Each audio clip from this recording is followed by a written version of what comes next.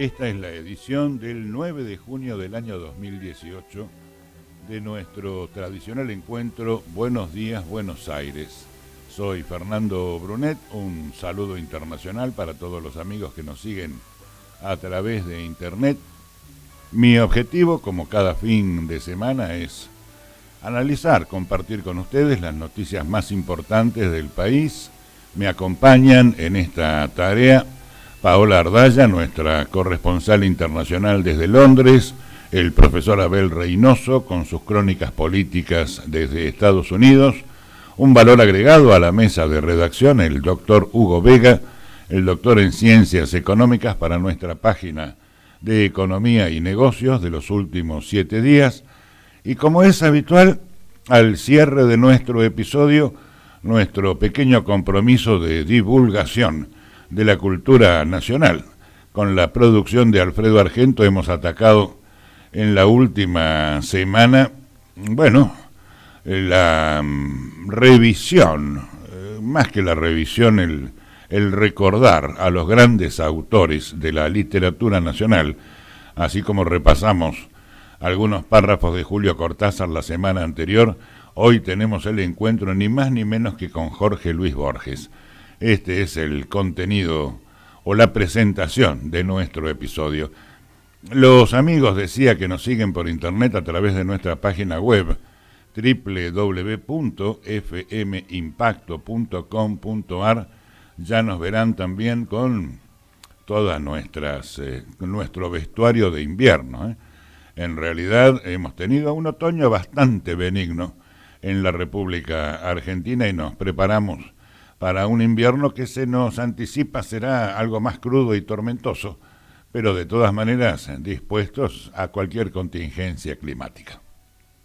Amigos, muy buenos días para ustedes, presentado el episodio Buenos Días, Buenos Aires.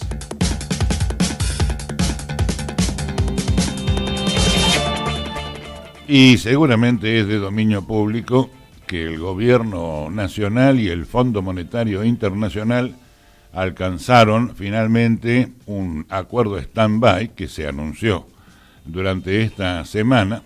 El acuerdo tiene una duración de 36 meses por 50.000 millones de dólares. Es un programa pactado con el organismo multilateral de crédito que incluye nuevas metas de déficit fiscal, al tiempo que se establece que para reducir la bruta inflación se mantendrá el tipo de cambio flotante en relación a la divisa norteamericana. El acuerdo además dispone que el Banco Central dejará de financiar al Tesoro. Los acuerdos de esta naturaleza son técnicamente complejos, lo cual periodísticamente reclama que tengamos una lectura general de este acuerdo con el Fondo Monetario Internacional y que le dejemos a los especialistas las lecturas técnicas. Si usted me pregunta puntualmente qué significa este acuerdo con el Fondo Monetario, además de tener un monto de dinero, 50.000 millones de dólares, en stand-by, ¿qué significa esto?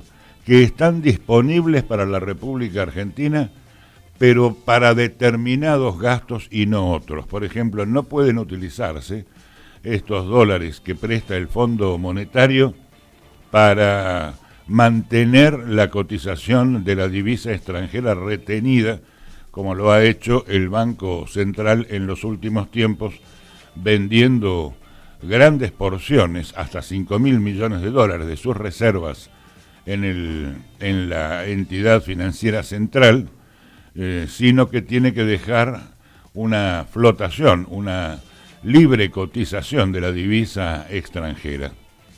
Y será el Banco Nación, a partir de ahora, el receptor de los recursos de los que pueda disponer en este préstamo stand-by, porque el Fondo Monetario Internacional le presta al Banco Nación. Por ahora, de estos 50.000 millones de dólares, Argentina podrá disponer de un primer tramo de 15.000 millones de dólares.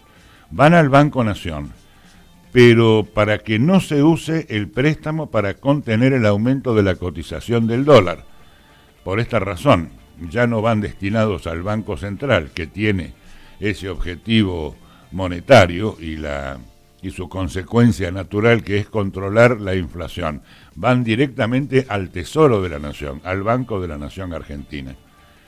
De todas maneras, participan de este acuerdo también el Banco Mundial, el Banco Interamericano de Desarrollo y otras entidades financieras internacionales que sí le prestarán al Banco Central una especie de piquito aparte para Sturzenegger, el presidente del Banco Central, para que vaya manejando lo más gradualmente que pueda el aumento de la cotización de la divisa extranjera, pero sin comprometer los 50.000 millones de dólares que mantiene todavía el Banco Central en sus reservas.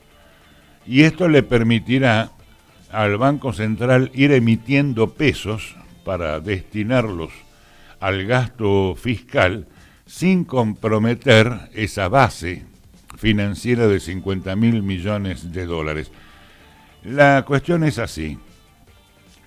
El líquido en la República Argentina, es decir, los billetes moneda nacional que están en este momento en curso, deben tener para ser emitidos el correspondiente respaldo en dólares. Si hoy, a la cotización de ayer viernes, el dólar estaba cotizando a 25 pesos con 50 centavos y el Banco Central tiene 50.000 millones de dólares de reservas, el líquido, es decir, la cantidad de billetes emitidos por el Banco Central, para que tengan respaldo, no pueden exceder el número que es resultado de 50.000 millones de dólares por 25 pesos con 50. El Banco Central ya no podrá emitir sin respaldo. Pero ¿cuál es el pequeño agujerito financiero? Bueno, 50.000 millones por 25 con 50 es el líquido disponible. Cuando el dólar vaya creciendo, por ejemplo, hasta lo que se imagina en un techo promedio en los próximos 2 meses de 28 pesos, el Banco Central, para concurrir al gasto fiscal, podrá emitir la diferencia que va entre 50.000 millones por 25,50 hasta 50.000 millones por 28 pesos cada dólar. Esa es la pequeña puerta financiera que a partir de ahora le queda al Banco Central para emitir monedas sin comprometer las reservas, es decir, emitir con respaldo en dólares. ¿Cuál es la condición principal, para decirlo en 4 palabras, que impone el Fondo Monetario Internacional para este préstamo stand-by? Porque en definitiva se trata de un préstamo al 4,7% de interés anual, bastante más barato que los préstamos internacionales a los que podía, ya con mucha dificultad, acceder la República Argentina en las entidades financieras internacionales. Pero, en compensación, el Fondo Monetario establece premisas, líneas económicas de fuerte ajuste del gasto fiscal, o mejor dicho, del gasto público y del déficit fiscal. Hay que reducirlo a su máxima expresión en un periodo de 3 años, por eso la condición de préstamo en 36 meses. ¿Y cuál es esa primerísima condición?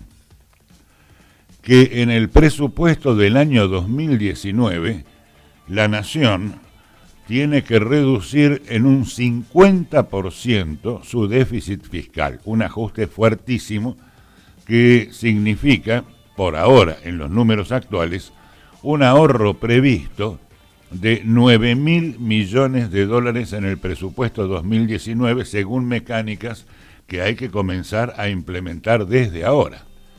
¿Cómo hacer para ahorrar 9.000 millones de dólares, el 50% del déficit fiscal en el plazo de un año?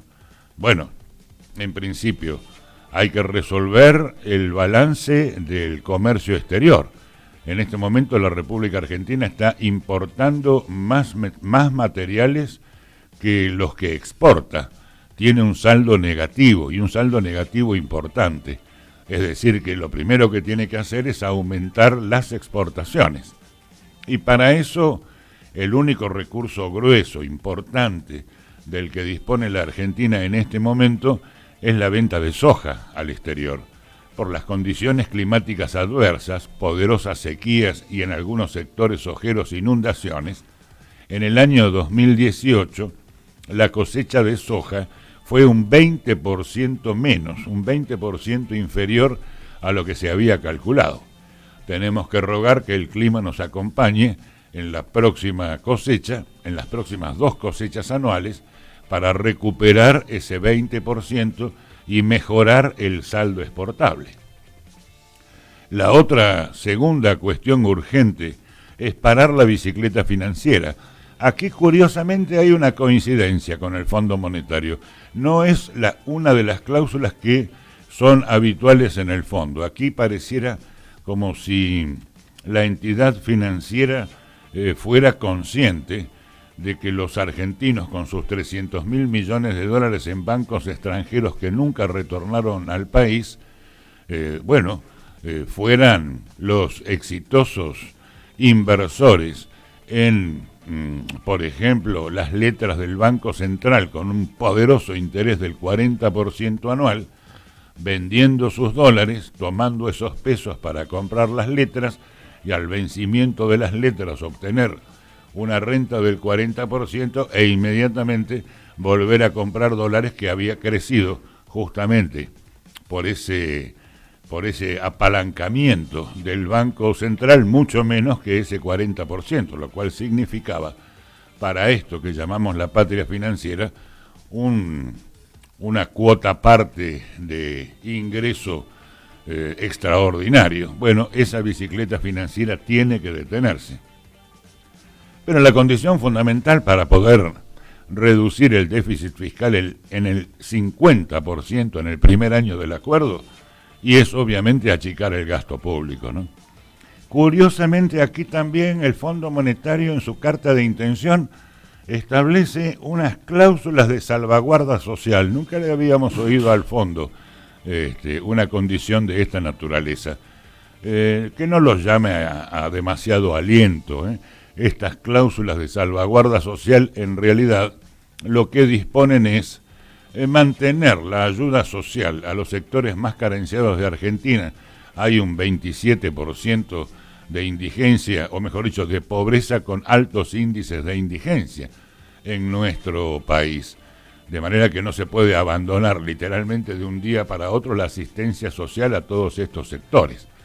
Bueno, estas cláusulas de salvaguarda social disponen que cuando fuere realmente necesario dentro del gasto fiscal mantener, por ejemplo, la asignación universal por hijo y otras de estas regulaciones, y que no tuviera los fondos suficientes, pueden aplicarse en el futuro estas cláusulas de salvaguarda. Es con todo una promesa a futuro, no es una definición tajante que pueda tranquilizar a los sectores más desposeídos, pero de todas maneras es una novedad en este tipo de acuerdo. ¿Qué significa achicar el gasto público en definitiva? Que además representa el 3,8% del Producto Bruto Interno de la República Argentina, que tiene que ser reducido a 0 en 3 años, en estos 36 meses. Bueno, significa, en principio, más sufrimiento para los sectores carenciados, por supuesto, porque aun si se mantuvieran las regulaciones, las ayudas sociales que dispone el gobierno no podrán incrementarse al ritmo inflacionario. Así que allí viene un primer sufrimiento fuerte. Seguramente también alcanzará a los jubilados, a los pensionados de la República Argentina, que ya están cobrando haberes muy exiguos y que también serán contenidos en su crecimiento. Y por sobre todas las cosas, recortes al presupuesto del año 2019. Ya se ha dispuesto para este año, en principio, un recorte de 30.000 millones de pesos a las obras públicas. Se las pretende reemplazar por estos préstamos de participación público-privada, los famosos PPP. Los estaremos analizando en el curso del programa. Así que se viene una etapa de fuertes ajustes, de fuerte restricción económica en la República Argentina en la esperanza de que luego de estos 3 años de sufrimiento que vienen, el ajuste haya alcanzado un déficit fiscal cero y que la Argentina a partir de allí nuevamente dependa exclusivamente del balance, del saldo de su comercio exterior. Bien, como digo entonces, el programa pactado con el organismo multilateral de crédito incluye nuevas metas de déficit fiscal, establece que para reducir la inflación mantendrá el tipo de cambio flotante. Les digo que inmediatamente después del acuerdo el dólar tuvo 50 centavos de alza del jueves para el viernes y veremos cómo reacciona la próxima semana. Y lo que es más importante, el acuerdo prevé que el Banco Central ya no podrá financiar al Tesoro de la Nación. Es decir, se acabaron los préstamos del Banco Central al Banco Nación para licuar déficit. Comencemos por entender qué son las metas de déficit fiscal. Hay que alcanzar un rápido equilibrio fiscal. Esta es la condición principal entre el gobierno y el Fondo Monetario. Y para ello pactaron nuevas metas de resultado fiscal primario, así se llama. Para este año, el equipo económico se compromete a alcanzar un déficit fiscal del 2,7% del Producto Bruto Interno. ¿Cuáles eran las metas para este año? Habían sido estimadas en un 3,2%. Para el año 2019, la meta impuesta era del 1,3%, ahora tendrá que ser, era del 1,2%, ahora tendrá que ser del 1,3%. ¿Qué significa esto? Que si es 3,2% el déficit estimado en el porcentaje del Producto Bruto Interno para este año, bajarlo al 2,7% significa 1,5 puntos menos.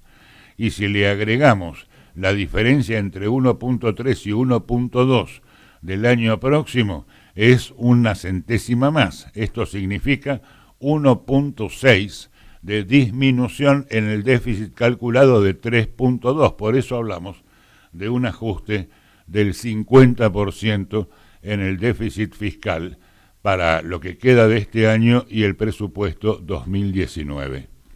Para el año 2020 se prevé alcanzar un equilibrio primario que ya se había calculado en el 1,2% y para el 2021 se debiera alcanzar un superávit del 0,5%. Es decir que en el acumulado entre 2018 y 2021 se prevé una reducción acumulada del déficit del 3,1% del Producto Bruto Interno.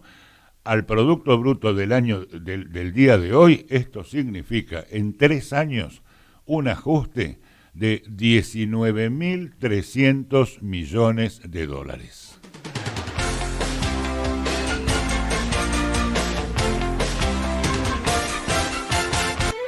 Pero también se imponen metas de inflación. Como parte del acuerdo entre el gobierno y el Fondo Monetario, ambas partes pactaron reducir la inflación mediante un tipo de cambio flotante, insisto, sin la intervención del Banco Central, con el objetivo de fortalecer, esto de fortalecer dicho entre comillas por ahora, fortalecer la autonomía de la entidad monetaria. De esta forma, el gobierno estimó que las metas de inflación serían las del año 2018, ya nadie acierta. Se habían dispuesto en el 15%, ahora ya el gobierno le ha ofrecido en la emergencia a la CGT, Confederación General del Trabajo, un 5% directo de incremento en los salarios, así que corriendo detrás de la inflación ya estaríamos en un 20%, pero estamos recién en el mes de junio. Los economistas prevén que seguramente el índice inflacionario de este año alcanzará al 30%, y de esta manera un 45% de inflación en el primer año de gestión, un 25% de inflación en el segundo año y ya es un 70%, y un 30% en el año 2018, en 3 años de gestión de Mauricio Macri, la inflación se habría elevado en un 100%, es decir, se habría duplicado. ¿Cuáles son las metas de inflación? 17% para el año 2019, 13% para el año 2020 y 9% para el año 2021. Esta es la meta que se ha comprometido con el Fondo Monetario Internacional. Una de las claves financieras es la reducción del stock de LEBAC, las letras del Banco Central. Para diciembre de 2019, es decir, para cerrar el presupuesto del año próximo, el gobierno se comprometió ante el fondo a dotar al Banco Central de un nivel de capital que le garantice su autonomía financiera. Es decir, que haya pagado para diciembre del 2019 todos los LEBAC que actualmente tiene que ir gradualmente cerrando, porque a partir de ahora el Banco Central ya no emitirá más letras, solamente irá cancelando las letras existentes. Y de esta manera, a partir de este mes, el Tesoro, léase el Banco Nación, comenzará a cancelar anticipadamente las letras intransferibles en poder de la entidad monetaria, con el objetivo de reducir el stock de las LEBAC progresivamente. En ese camino, el equipo económico se compromete para 2021 reducir la deuda neta que actualmente tiene el Banco Central en estas letras en un monto de 25.000 millones de dólares. Sí, usted que está oyendo del otro lado dice, pero ¿y cómo van a lograr eso?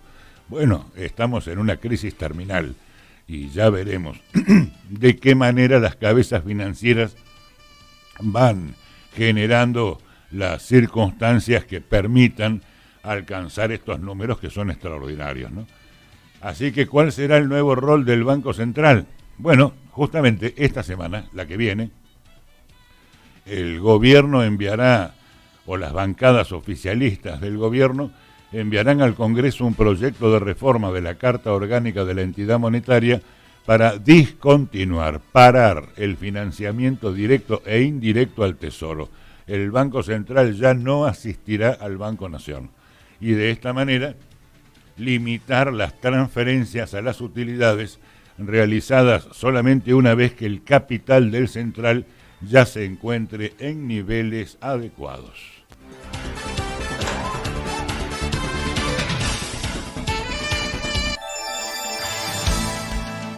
La pregunta que nos hacemos todos es cómo se podrá desactivar, ¿no?, la bomba de las letras del Banco Nación, porque ahora mismo, dentro de 10 días, el próximo 19 de junio, habrá un nuevo mega vencimiento de las letras del Banco Central por 563.000 millones de pesos, así que será una cabalgata contra el viento a partir de ahora. El Banco Nación emitirá bonos para captar pesos, no ya el Banco Central, e irá cancelando las letras intransferibles que posee el Banco Central. Se espera una liquidez renovada y el Banco Central, con esa liquidez renovada, al no tener que prestarle más dinero al Banco Nación, podrá ir cancelando la deuda del LEBAC. El gobierno será el que compre esa deuda de intransferibles que mantiene con el Banco Central. Y usted dirá, momentito, eso ya lo conozco, ya lo he visto. La nacionalización de la deuda financiera del Banco Central y, bueno, todavía no se habla, como en alguna vez antes se ha hecho, de la nacionalización de la deuda de los bancos privados, ¿no? Pero en principio vamos en ese camino, vamos en ese rumbo. Y sí, el capital financiero, amigo, nunca pierde cuando políticamente gobierna su sector, ¿no? Los conservadores y los liberales. Así que el gobierno comprará esa deuda de intransferibles que mantiene con el Banco Central un monto de aproximadamente entre 20.000 y 25.000 millones de dólares y lo puede hacer en un plazo de 3 años. Bueno, se trata de más de la mitad del stock, de 563.000 millones de pesos en LEBAC que le mencioné antes. Así que el Banco Nación empezará a emitir deuda en pesos o en dólares, que de todas maneras se transformarán en pesos, y ese dinero le será entregado al Banco Central para rescatar las letras intransferibles. El Banco Central rescata las LEBAC y va reduciendo el stock de la deuda, este es el plan. Así que el gobierno asegura que este plan para desactivar la bomba de las LEVAX no implicará un aumento del nivel de deuda bruta y por lo mismo no habrá expansión monetaria sin respaldo, porque Finanzas absorberá pesos del mercado y luego se los irá entregando al central. La venta de dólares que hará el gobierno a través del Banco Nación se irá haciendo cuando la demanda supere la oferta, como está documentado o como está ocurriendo en estos últimos días. El Banco Central a partir de ahora no intervendrá en el tipo de cambio. Y en el año 2019, la necesidad de financiamiento proyectado para nuestro país será de 22.000 millones de dólares, pero podrían reducirlo a 12.000 millones por el ingreso de préstamos de otros organismos nacionales, y aquí sí entran el Banco Mundial, el Banco Interamericano de Desarrollo, y por el ahorro en obra pública. ¿Qué quiere decir esto? Que el dinero que el Estado no aplicará a la obra pública prevista tratará de resolverse a través del famoso programa PPP, la participación público-privada, es decir, llamando a otras empresas a licitar obras públicas en la República Argentina, coparticipando el gasto entre el Estado y las empresas privadas. Las experiencias del programa de participación público-privada en otros países no ha sido exitosa.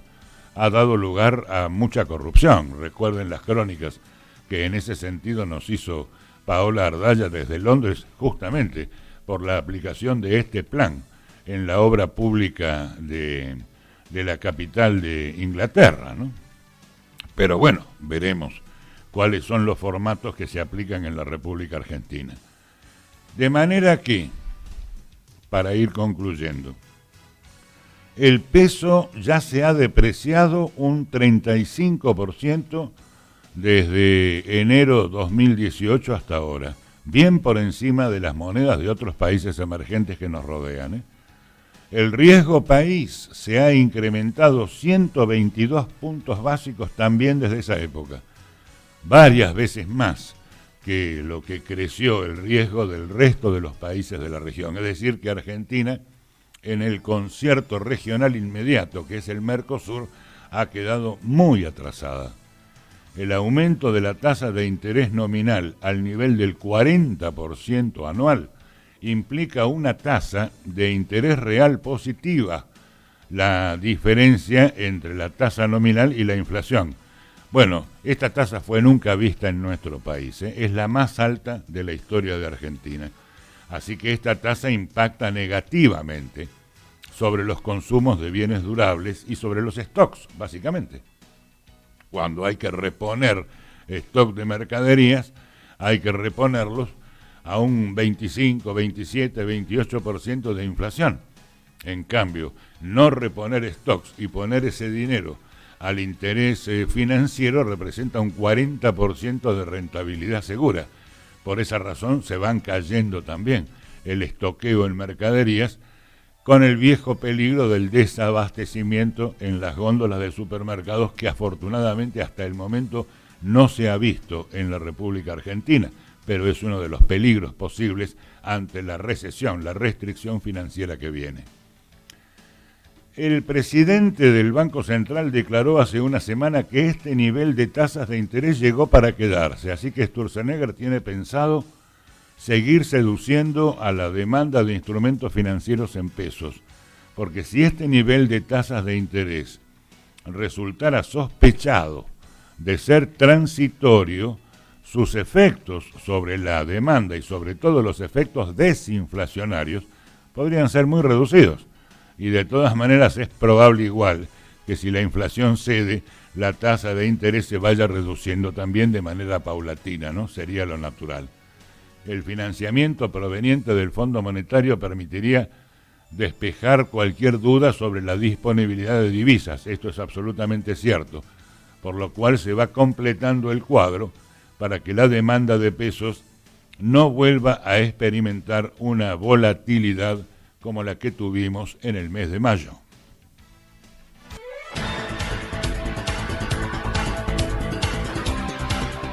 En definitiva, sin entrar en los detalles, el acuerdo con el fondo prevé un monto excepcional de financiamiento realmente elevado, no se esperaba tanto, 50.000 millones de dólares. Solamente un 30% sería de uso efectivo en la primera etapa, el resto será para su uso en caso de necesidad, se lo llama tramo precautorio, un compromiso de aceleración del ajuste fiscal y una reducción de la dominancia de la política fiscal sobre la política monetaria.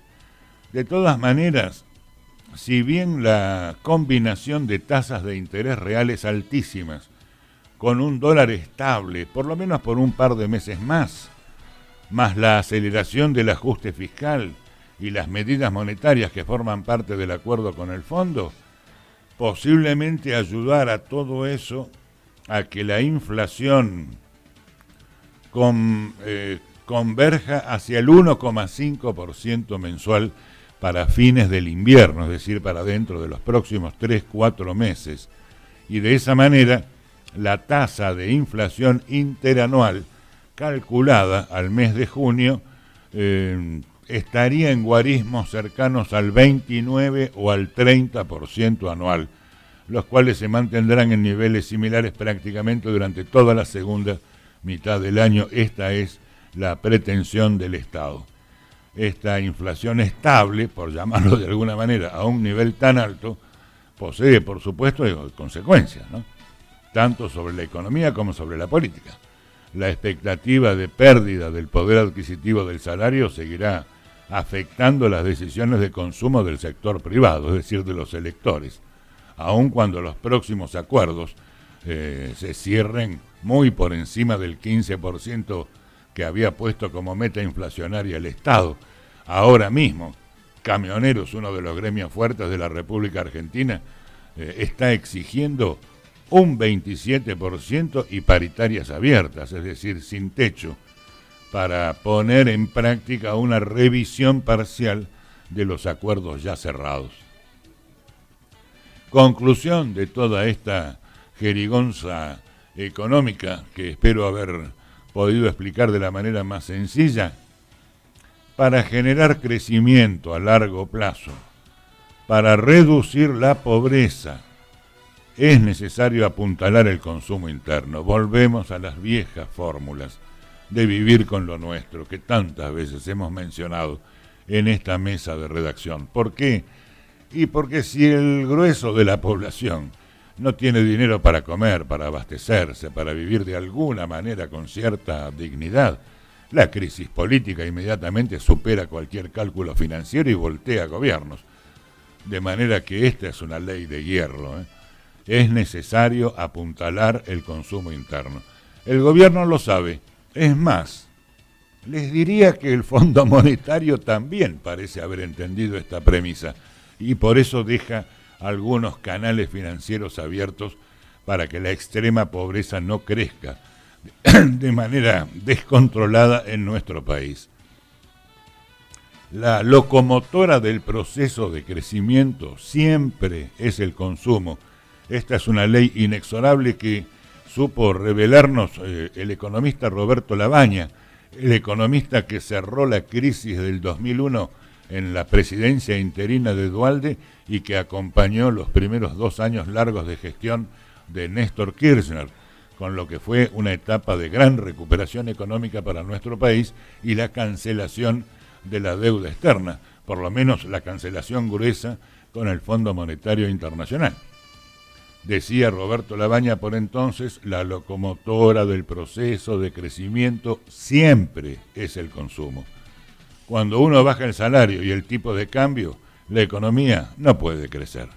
La inversión vendrá, sí, pero vendrá cuando haya demanda. Esta historia de estamos esperando la inversión extranjera que nos prometen políticamente que nos acompañará. Sí, el inversor extranjero está dispuesto, si fuera cierto, a invertir, pero ¿en qué? Y en los productos que son demandados, es decir, que tienen expectativas de venta, porque si no hay demanda, no hay inversión. ¿Quién va a invertir en un producto o en una fábrica de productos que no se venden? Lo primero que hace un inversor es hacer marketing, mercadeo. Si el producto que va a fabricar está demandado por el consumo interno, bueno, pues entonces invierte. De lo contrario, no tiene sentido. Es un simple palabrerío político. La inversión vendrá donde haya demanda. Y para que haya demanda, el pueblo argentino tiene que tener billetes en el bolsillo para poder comprar, porque si se cae el nivel de consumo, también se cae la demanda. Y las exportaciones vendrán donde hay inversiones y mejora de la productividad. Porque en definitiva, mientras el Banco Central nos ofrezca un 40% de rentabilidad, ¿qué negocio en Argentina te ofrece ese porcentaje de renta? Final, el 59% de los argentinos que están en condiciones de trabajar no trabajan porque el país no crece. Y si el país no crece a nivel de consumo interno, el desempleo será cada vez más agudo, porque no habrá empresas que estén invirtiendo en esa producción sin demanda. Si salteamos la recesión, la profunda recesión que viene, todavía tenemos una chance. Si en cambio la tremenda avaricia de los argentinos con dólares en el exterior no cede y no logramos recuperar inversión genuina para una demanda posible, y bueno, es muy probable que el país se encamine hacia cuotas todavía mucho más dolorosas en el plano financiero, pero lo que es peor, en el plano económico.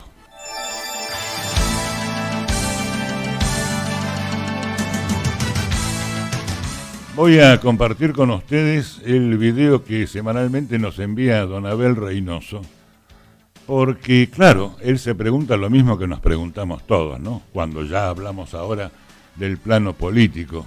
Y si el proyecto de los conservadores liberales finalmente se cae, fracasa y terminamos peor que como estábamos con Cristina, ¿a quién votaremos en el año 2019? ¿Cuál será la dirigencia de reemplazo? Bueno, don Abel reflexiona sobre la falta de respuesta de la dirigencia peronista ante el acuerdo de Macri con el Fondo Monetario Internacional. ¿Y ahora qué hacemos?, se pregunta don Abel Reynoso desde Estados Unidos. Pero fíjate qué mala suerte.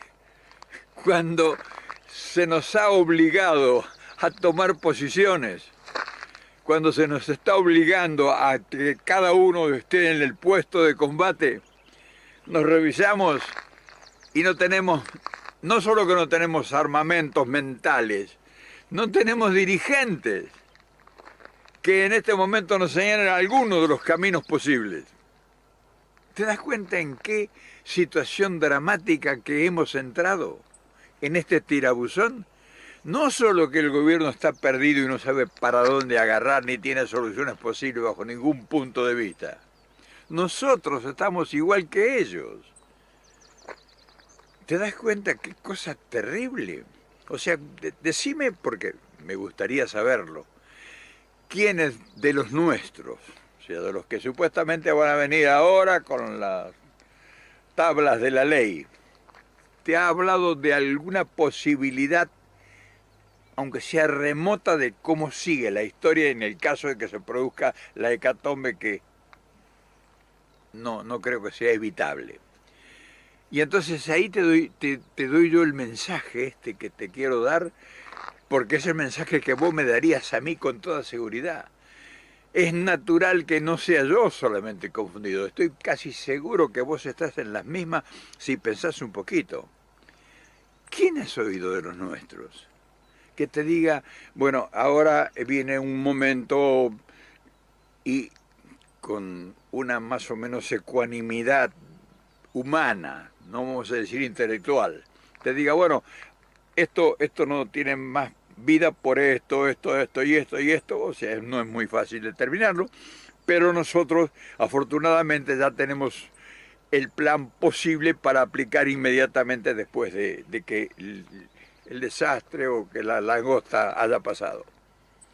Y entonces vos te paras a escucharlo porque tenés necesidad de que aparezca ese tipo o esa mujer Porque no puede ser que la voluntad quiera reemplazar este momento de drama. Que diga, no, te preocupes, nosotros volvemos. Pero eso no es nada. De que vuelvas y de que no sé cuándo, eso no es nada. Este es un desastre que hay que planificar. ¿Qué es lo que va a pasar después? Y ahí está el drama de todos. No es el drama de Macri que va a tener que salir como rata por tirante en cualquier momento si no viene un milagro. Si no llega un milagro. Fíjate lo que te estoy diciendo. Nosotros estamos peor que Macri, aunque te parezca increíble, hermano. Estamos pero en bolas total y absolutamente, con los dirigentes todos, sin excepción. Incluyendo a Cristina, fíjate, que es mi ídola. Cristina es mi ídola, pero a ella la veo tan confundida como todos los demás. Porque en este momento, un líder político que se precie de tal, sale y cuando ve su tropa, ya que está desesperada, porque es la tropa de Cristina y de todo eso está desesperada ahora, no es que está esperando un acontecimiento.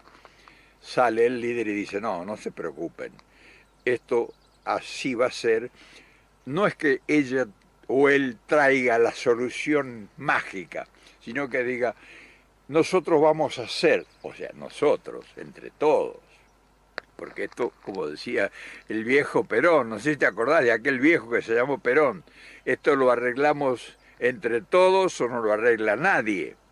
Entonces sería hermoso, deseable, lógico, humano, escuchar algún líder nuestro que nos dijera, bueno, no se preocupen, esto es dramático, pero nosotros tenemos la fortuna en nuestras manos de... Y entonces te explica un montón de cosas que por lo menos vos, cuando apoyes esta noche tu cabeza en la almohada, digo, bueno, pero menos mal que hay una posibilidad. En fin, es dramático, pero es importante saberlo. Todo esto alguien te lo tiene que decir. Y que sea yo el que en forma desordenada te lo cuente, no quiere decir que tenga menos valor que si te lo dijera un erudito desde una tribuna de las que vos te imagines, elegí la que quieras.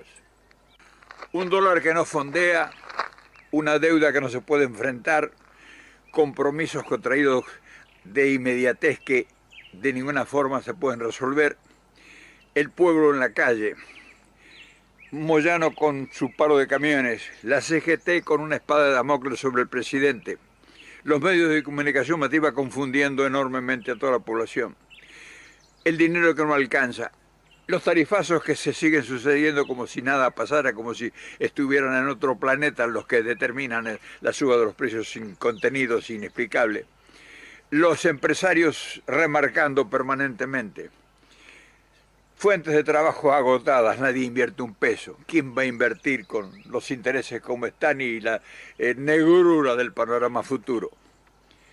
Los medios de comunicación masivos que están monitoreando todo esto te confunden cada día más porque el periodismo también está confuso. O sea, no saben dónde se van a ir a meter ellos.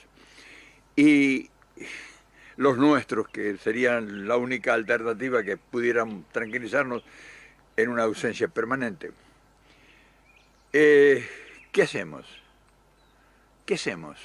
¿Qué te parece? ¿Qué debiéramos hacer? Qué pregunta, ¿no? Mirá vos que después de todo el arrumaco que se ha hecho, que vos y yo nos estamos preguntando, ¿y ahora qué hacemos? Y te vas a reír. ¿Sabes quién tiene la solución de todo esto? No lo tomes a broma. Esto es serio. El Fondo Monetario Internacional que está sentado en Balcarce 50. Desde el lunes empiezan a impartir órdenes. Desde el lunes te van a dar las soluciones de todos tus problemas. No te preocupes más. No te preocupes más, está todo resuelto. Ya el lunes se firma, o sea, el lunes o el martes, o el día que sea, el día que ellos determinen de juntar todos los restos del naufragio y le digan al presidente, bueno, firme aquí. Y desde ese momento ya se acabaron tus problemas. Y entonces me gustaría que consultes a alguno de vos, que tenés más posibilidad que yo de hablar con alguno de tus dirigentes. ¿Qué le parece la solución? ¿Qué le parece a dónde hemos arribado? ¿Cuál es el próximo capítulo de la novela? Me gustaría que le preguntara, porque es posible que ellos tengan la solución de este misterio. Pero fíjate que todo esto nos debería servir para sacar algún beneficio, para sacar alguna conclusión sabia que nos ayude a continuar la marcha, porque la marcha tenemos que continuarla sí o sí. Y entonces, para no volver a repetir la cantidad de errores que nosotros hemos cometido y que ha sido la causal de toda esta desgraciada aventura que estamos en este momento soportando y de esta gran incertidumbre que fue llevado el país por culpa nuestra, debiera servirnos de aprendizaje. Debiéramos ser modestos, humildes y reconocer el error de los nuestros, y los nuestros debieran dar el ejemplo de que asumir ellos la responsabilidad para creerles otra vez, volver a creerles. No lo van a hacer, por supuesto, pero eso sería la grandeza de necesidad que adolece el pueblo argentino con su dirigencia. La soberbia de ellos no les va a permitir este acto de humildad, de grandeza. Y entonces tenemos que prepararnos para una nueva aventura que va a comenzar en unos días, quizá al final de este invierno. Empieza una nueva aventura, un nuevo experimento, hermano. Escuchaste bien, un nuevo experimento con los que lleguen. Y entonces yo te digo, si vos y la gente que te rodea está preparada para entender este mensaje que te estoy dando yo. Es muy posible que no, es muy posible que mi mensaje sea indescifrable en este momento para mucha gente que me está escuchando. Pero nos augura un futuro bastante incierto por toda la gente que tenemos enfrente que dice que nos va a responder y nos va a sacar del atolladero en que vamos a caer en cualquier momento. En fin, no es muy afortunada esta reflexión que te he traído hoy, pero, como dicen los muchachos, es lo único que hay.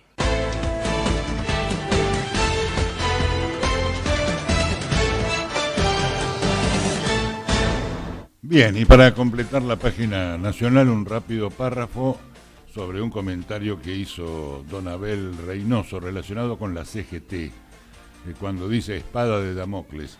¿A qué se refiere?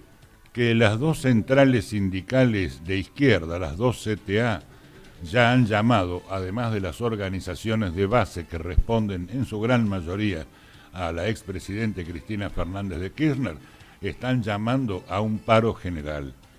La poderosa Confederación General del Trabajo, los gordos, como se los define en la República Argentina, tendrían que haberse sumado a esa convocatoria del paro general, de la cual ya participa el gremio de camioneros de Hugo Moyano, el día jueves. Se apresuró con el anuncio del Fondo Monetario Internacional el gobierno a decirle a la CGT, bueno, antes que nada un 5% más de aumento en las paritarias a nivel general para que continúe la discusión. Lograron paralizar por unos días el acatamiento, por decirlo de alguna manera, de la CGT al paro general.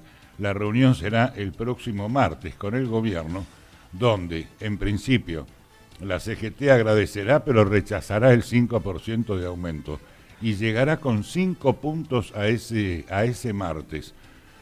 Hay de los 5 puntos, 2 puntos que son inflexibles. El primero, paritaria sin techo. Basta de 15%, 5% más, 20% de techo. No. Paritaria sin techo es lo que reclamará la CGT. Y en segundo punto, no negociable, quitar el impuesto a las ganancias del salario. Veremos. Próximo martes, fuerte definición para saber si la CGT se suma al paro general al que están convocando las dos centrales laborales de izquierda. Y de esta manera culminamos la página nacional.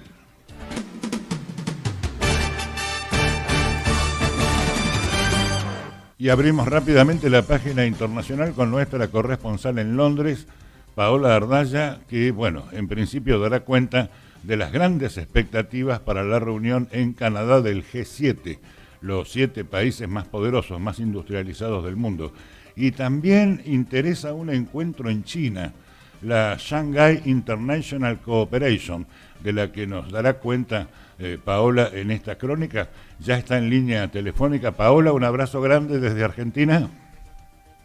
Hola, ¿cómo están? Buenos días. Bien, muy bien. ¿Cómo están? ¿Todos bien? Sí, gracias a Dios, sí. ¿Se me escucha bien desde allá? Perfectamente, y interesados además en tu primera crónica sobre la reunión del G7 en Canadá.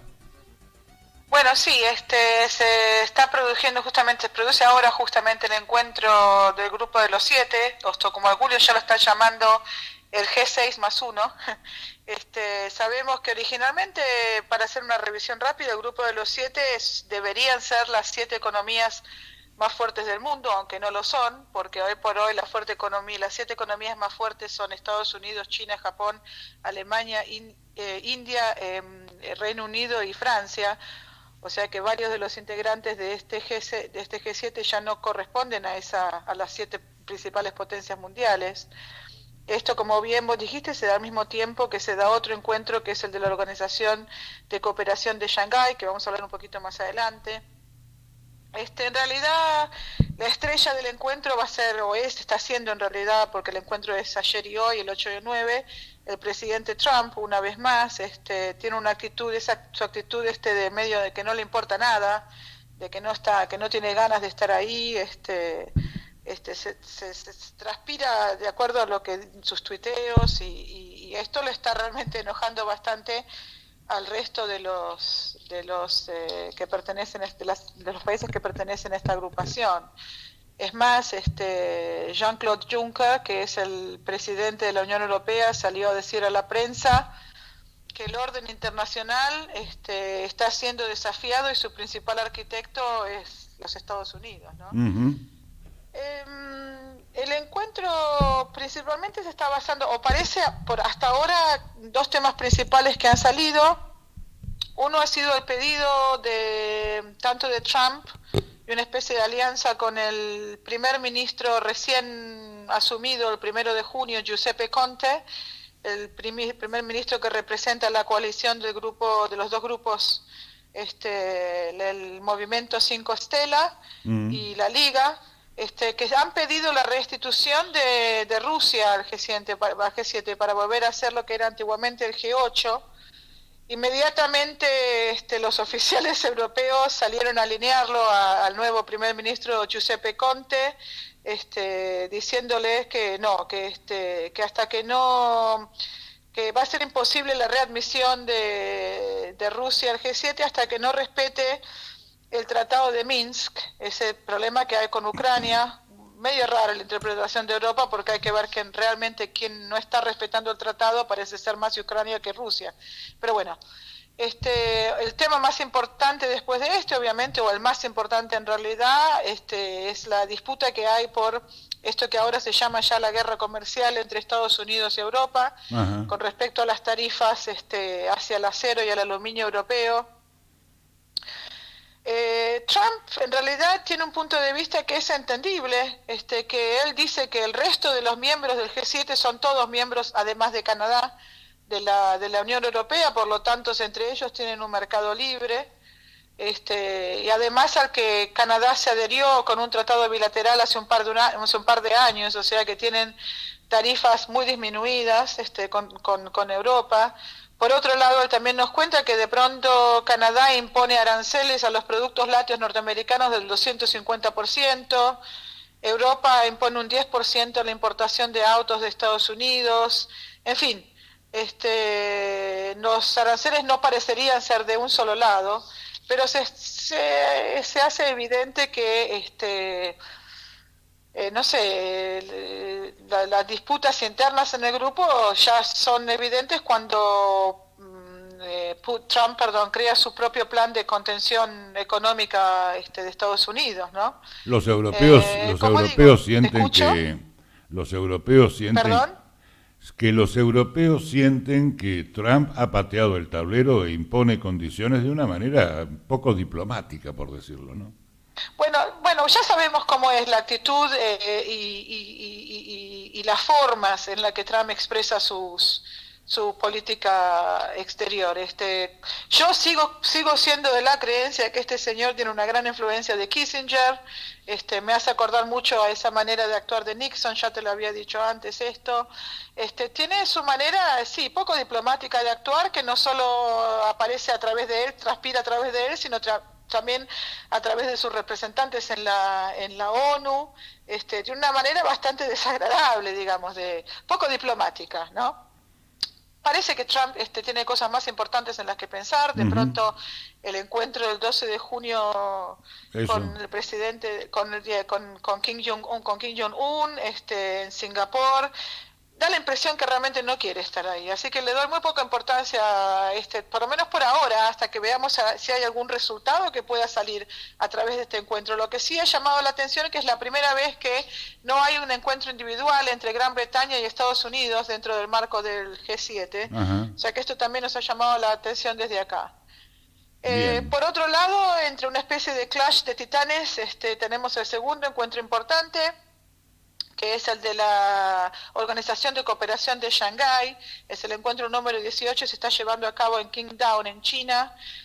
Para poner a la gente, a los que nos están escuchando en perspectiva, esta organización es una organización intragubernamental que se fundó el 8 de abril de 1996. En aquel momento fue fundada por aquellos líderes de la República de China, Rusia, Kazajstán, Kirguistán, Tayikistán y Uzbekistán, o sea, todos los stands, más China y Rusia, y ahora recientemente, Uzbekistán se unió hace unos 5 o 6 años atrás, y el año pasado se unieron también India y Pakistán.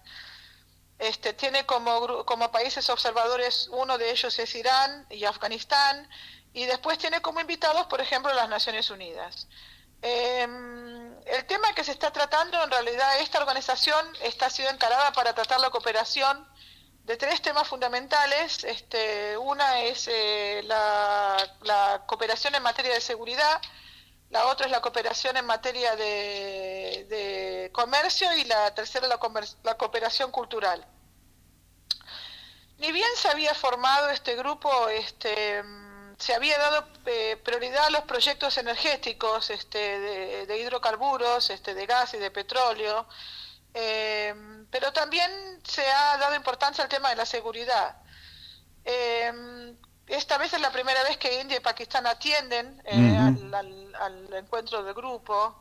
En realidad es importante ver que hay como desde el comienzo se ha habido una especie de medio de tironeo, principalmente entre Rusia y China dentro de esta organización, claro, porque apuntaban a cosas diferentes. En realidad,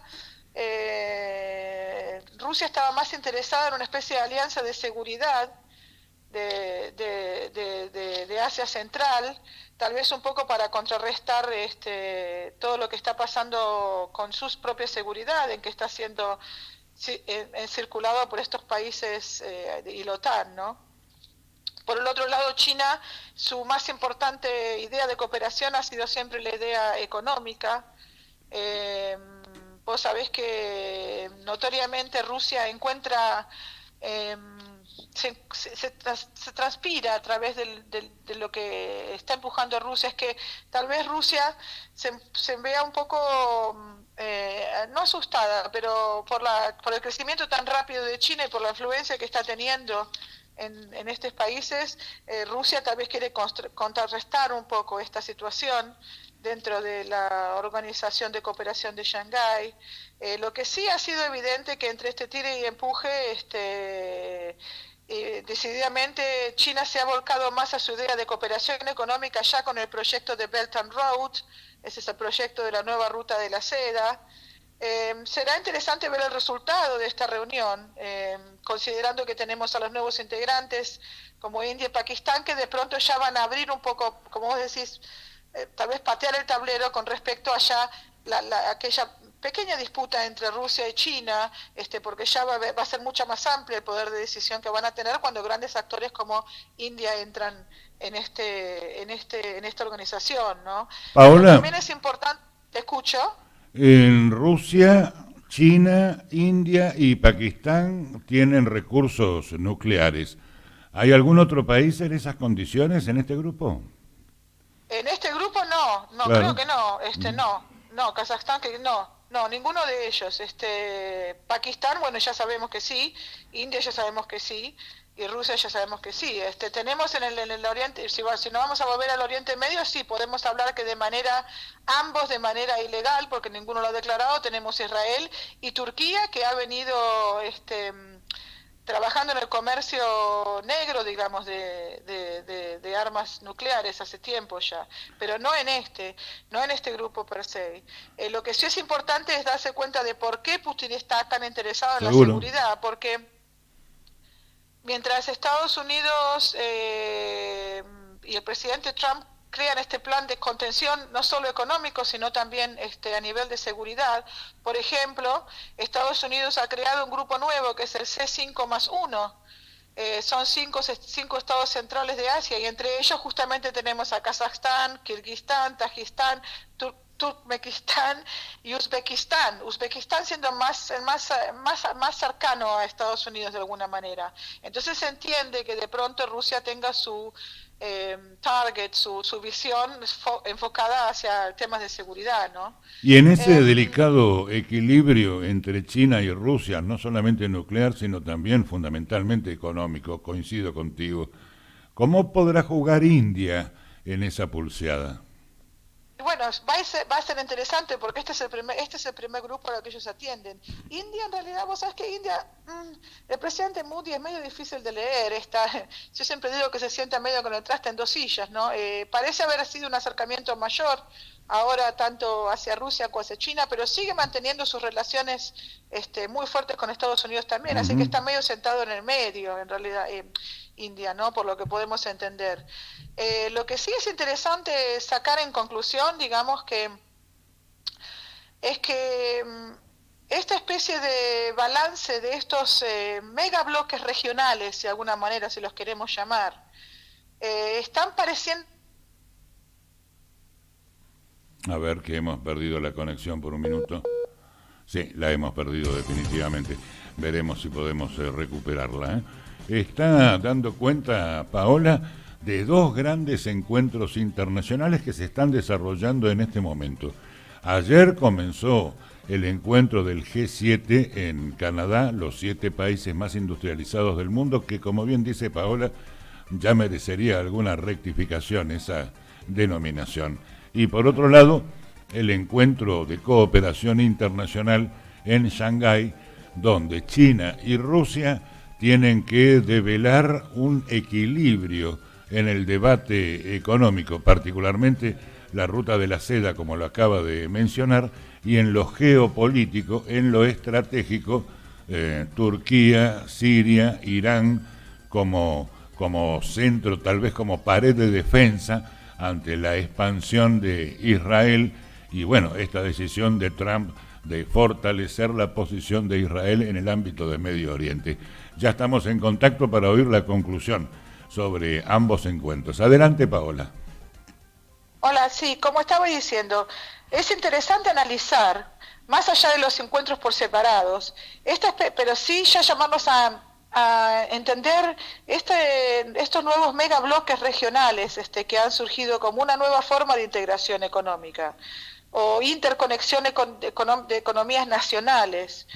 Sería interesante ver si estos nuevos megabloques representarán una fragmentación hacia lo que llamamos globalización o será una nueva forma de globalización y de organización universal, porque justamente leyendo el otro día algo que había una traducción de un video donde aparecía el Papa Francisco cuando él hablaba de la esfera y el poliedro, ¿no? Como diferentes maneras de universalismo o de globalización, en que la esfera es así lisa, llana, uniforme, y el poliedro tiene en cada una de sus facetas, mantiene sus características, peculiaridades, y de pronto llevando al plano político las necesidades de soberanía de cada faceta o de cada país que forma parte de estos megabloques, ¿no? Absolutamente. O sea, es una nueva forma de universalismo. Y con eso también, una cosa que también me gustaría decir rápidamente, si tenemos tiempo, es que en realidad la situación desde Gran Bretaña, acá, lo que está pasando con el Brexit, cómo se entiende las nuevas divisiones que aparecen tanto no solo en lo político, sino también en lo religioso. Porque, por ejemplo, pensando con respecto a esto del Brexit, hay una cosa que a veces es difícil de entender estando en el exterior, y es la influencia tan fuerte que han tenido y tienen los inmigrantes hoy en Gran Bretaña. En los años 50, después de la Segunda Guerra Mundial, cuando se llamó a los integrantes de los países lo que se conoce como el Commonwealth, pero particularmente a la población afrocaribeña, a venir a reinventar la nación que estaba destruida después de la guerra, no solo como mano de obra barata, y no solo ha servido para reconstruir la nación, que así lo habían hecho, sino también que ha sido una influencia cultural muy grande dentro de Gran Bretaña y dentro de lo que hoy son las nuevas generaciones en Gran Bretaña, toda la juventud. La juventud hoy por hoy en las ciudades no solo habla con códigos que tienen que ver con la población negra, sino que también se visten como en ellos, sino también que tiene una gran influencia en el pensar, en la cultura de Gran Bretaña. Gran Bretaña no sería, principalmente Inglaterra, no sería lo que es si no fuera por sus inmigrantes, ¿no? Y dentro de estos grupos, a los que yo llamo, yo para poner un twist así entre la charla, lo llamaría los hijos del punk rock y del reggae, ¿no? El punk rock siendo la población blanca, trabajadora, y el reggae de la población mestiza y negra de los hijos de los inmigrantes. El punk rock tenía ese hábito de hacerlo por vos mismo, esto es, si no sé tocar guitarra, toco igual, armo mi misma moda, me lo armo y me lo hago yo mismo, lo creo yo mismo. Y del reggae tomó el hábito de las letras de opresión y de liberación.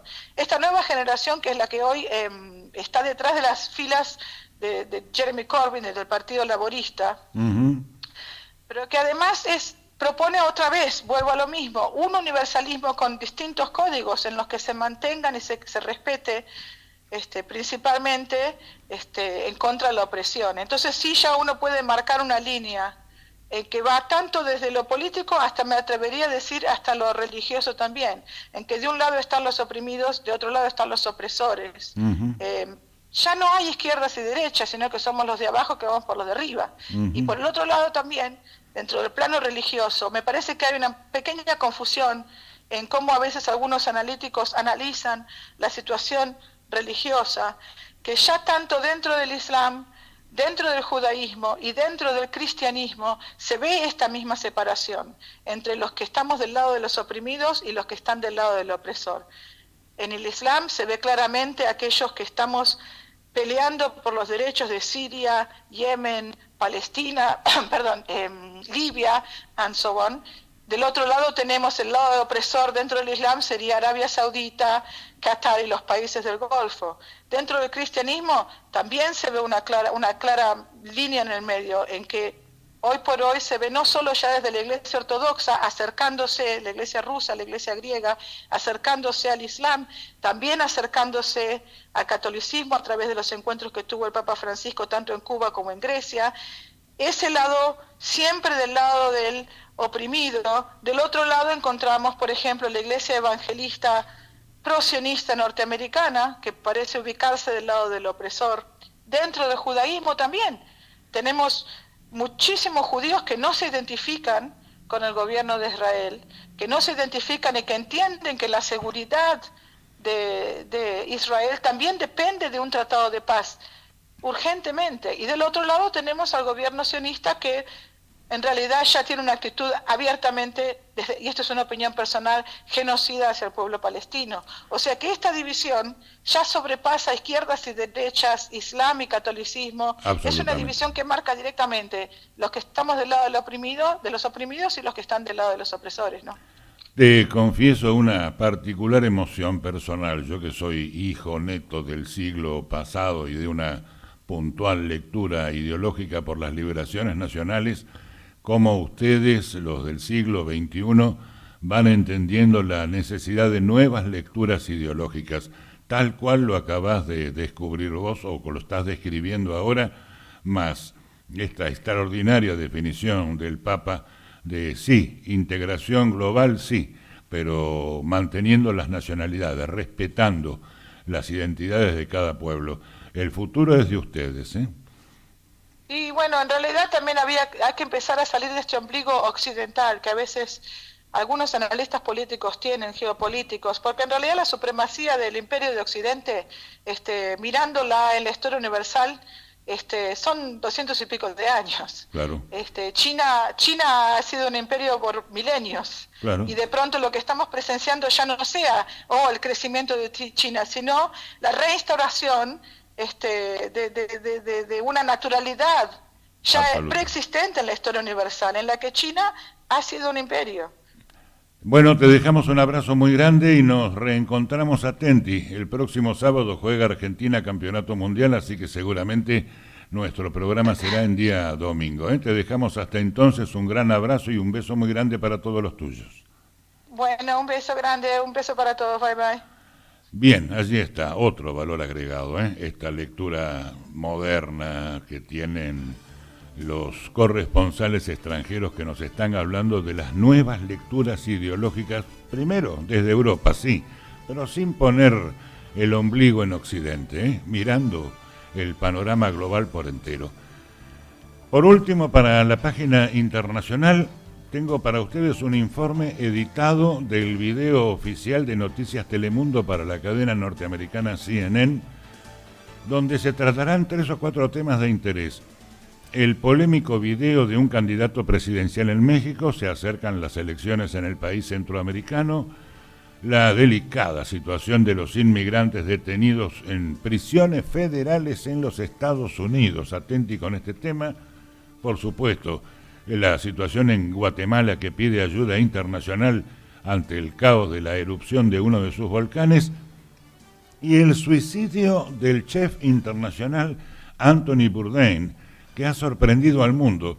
Yo me incluyo, soy uno de los seguidores de estos documentales de Anthony Bourdain, repasando las cocinas de todos los países del mundo y sorprendiéndonos. El hombre se ha suicidado hace solamente 48 horas, dejando una gran congoja entre todos sus seguidores. Bueno, allí está, para ustedes este informe de la agencia oficial Noticias Telemundo para la cadena norteamericana CNN.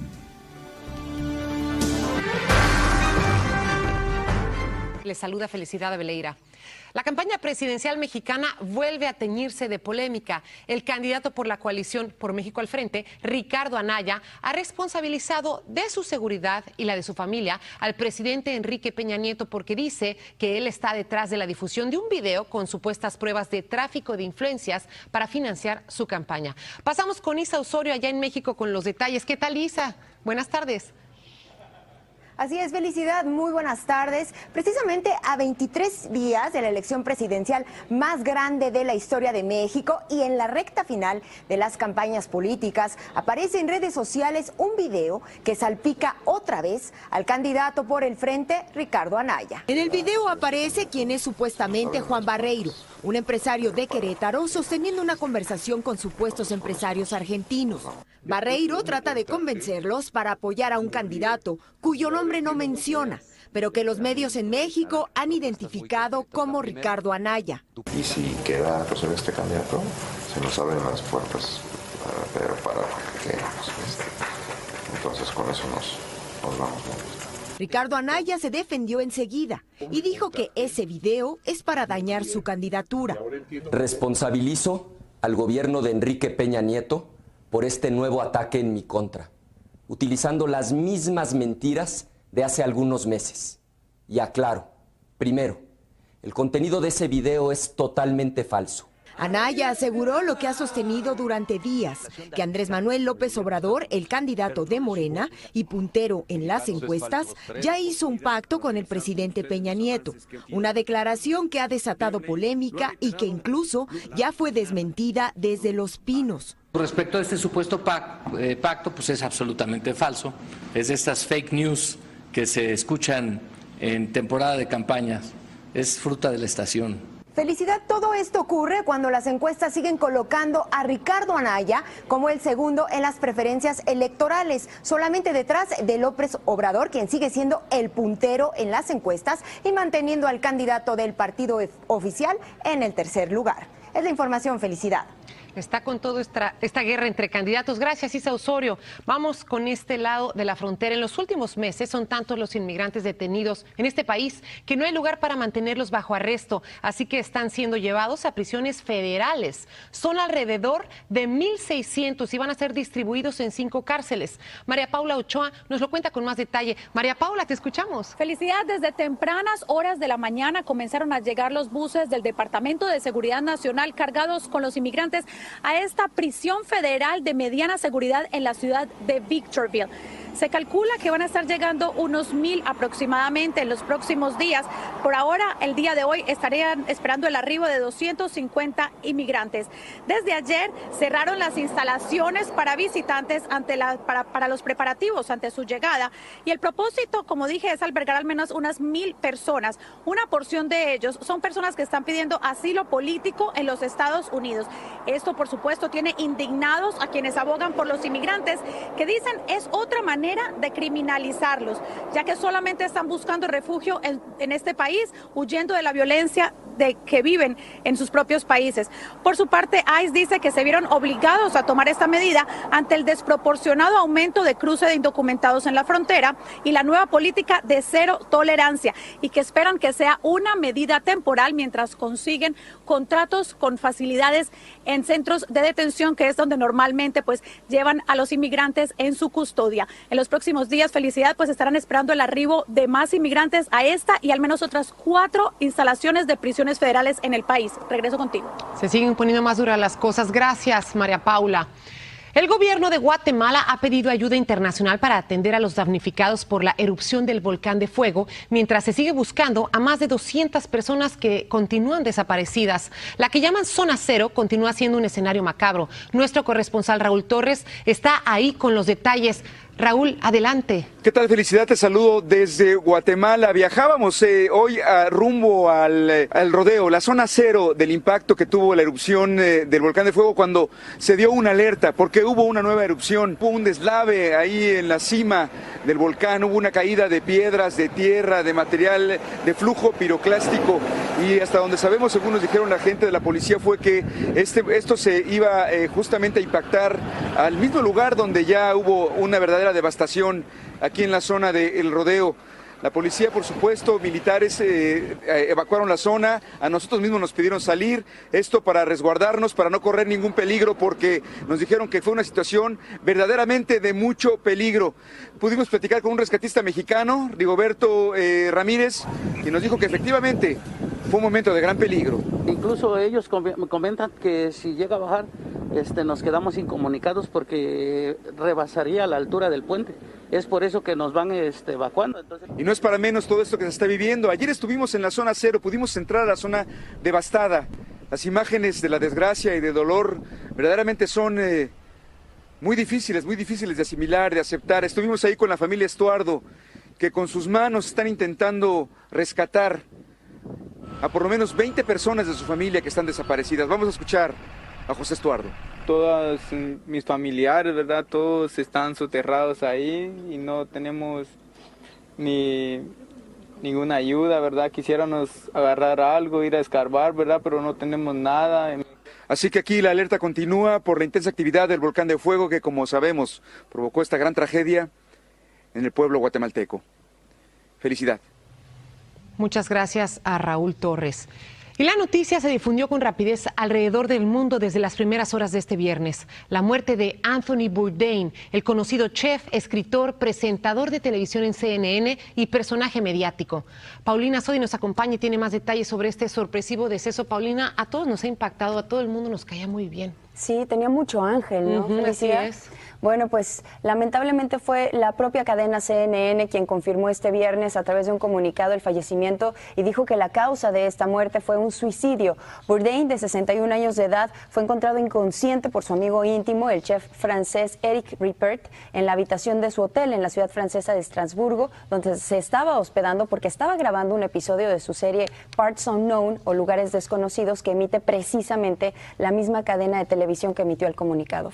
Y como decíamos, hablamos de un hombre, además de talentoso y carismático, era muy exitoso y además a nosotros concierne decir que fue un gran defensor de la comunidad inmigrante. Es verdad, Felicidad. De hecho, Anthony Bourdain siempre dijo que cuando empezó su carrera en los restaurantes, quienes más lo ayudaron y más lo apoyaron fueron los empleados mexicanos o centroamericanos que trabajaban en esos lugares. Siempre abogó por las poblaciones marginadas e hizo campaña por las condiciones de trabajo seguras, para que tuvieran más condiciones de trabajo seguras el personal de los restaurantes. Nosotros hablamos con Gustavo Arellano, columnista del periódico Los Angeles Times, quien tuvo la oportunidad de trabajar en un episodio del programa de Anthony Bourdain cuando se enfocó precisamente en la comunidad latina en la ciudad de Los Ángeles, y esto fue lo que nos dijo. Para mí la cosa más importante de Anthony Bourdain era que él hablaba sobre los latinos que trabajaban en los restaurantes, porque en el mundo de la comida nosotros queremos olvidar quién está lavando los platos, quién está haciendo nuestra comida, quién son los meseros, quién están en las huertas y en el campo, pero Bourdain nunca se olvidaba de eso. Quería a todos los latinos, él no podía creer por qué tanta gente era racista contra los latinos. Él le decía a sus fanáticos, ustedes no deben de tener problema con latinos, son una de las gente más trabajadoras, más humildes y más suaves para los Estados Unidos. Y él era un santo para los latinos. Incluso, Felicidad, Bourdain abiertamente se pronunció en contra de la reforma migratoria del entonces candidato y ahora presidente Donald Trump, y resaltó la importancia de los inmigrantes en industrias, como ya lo escuchábamos, de la restaurantera, calificando a la comunidad que trabaja en esa industria como la columna vertebral de este tipo de negocios. Muchas cosas de las que hizo hablaron de su personalidad, ¿no? Él decía y aconsejaba a la gente que saliera de su círculo común, de su lugar común, y que se atreviera a imaginarse estando en los zapatos de otros, lo cual habla de su compasión. Qué desgracia que habrá pasado dentro de él, no lo sabemos. No lo sabemos. Segundo deceso terrible de esta semana, cuando se quitan la vida una persona exitosa y famosa. Así es, lamentable. Gracias, Paulina, por esta información. Gracias a ti, Felicidad. Bien, gracias. Bueno, culminamos de esta manera la página internacional también. E inmediatamente abrimos la página económica y de negocios esta semana en la República Argentina. Bueno, no hace falta decirlo, la cuestión brutalmente dominante es el acuerdo con el Fondo Monetario Internacional. Y la pregunta que nos estamos haciendo todos los argentinos, ¿no? ¿Qué pasará con, el acuerdo con el Fondo Monetario? Gastar más en programas sociales aparentemente ya no se puede. ¿Hacia dónde irá el ajuste? ¿Cuáles serán los resortes que aplicará el gobierno argentino para satisfacer los acuerdos que ya hemos comentado en la primera parte del programa con el Fondo Monetario? ¿Cuál es la perspectiva para los inversores, para el campo de los empresarios y de la economía en general? Es una pregunta de orden general para que tenga todas las opciones abiertas el doctor en Ciencias Económicas Hugo Vega, valor agregado, en nuestra mesa de redacción, que ya está en línea telefónica. Hugo, buenos días. Buenos días, Fernando, buenos días para toda la audiencia. El primer tema que vos estabas mencionando, que es obviamente el protagónico de materia económica a nivel nacional, obviamente es el acuerdo.